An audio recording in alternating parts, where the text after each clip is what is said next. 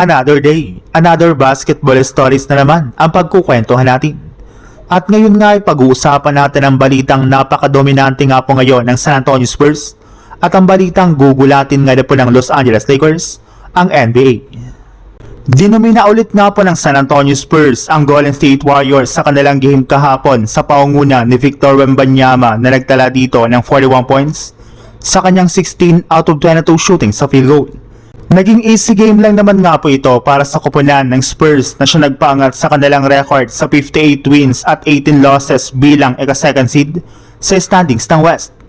Naibaba na rin naman nga po nila sa 2 games na lang ang kalamangan sa kanila ng ika-first seed na OKC Thunder. Kaya ibig sabihin yan ay abot kamay para naman nga po ng Spurs ang first seed sa West depende sa magiging resulta ng kanilang mga natitirang laro ngayong regular season. Pero ang pinaka-impressive para naman nga po sa Spurs ngayon ay ang pagiging sobrang dominante nga po nila sa second half ng season sa pagkakaroon nga po nila ng record na 26 wins at 2 losses.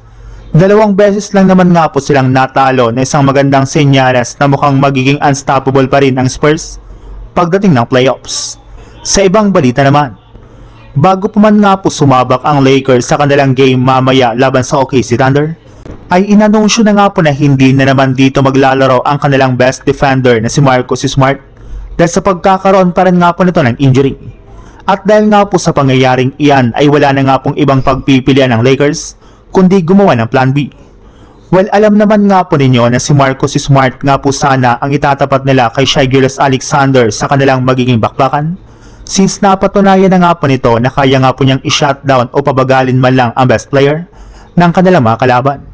At dahil nga po out ito ay nakapag-desisyon nga po si Coach JJ Redick na gamitin na lang si Jake LaRavia bilang main defender ni SGA sa kanilang magiging laban. Tutulungan rin naman nga po siya dito ng isa pa nilang defensive player na si Jared Vanderbilt. Silang dalawa nga pang inaasahan na magtutulungan para pahintuin o pabagalin man lang ang scoring ni SGA sa kanilang magiging laro.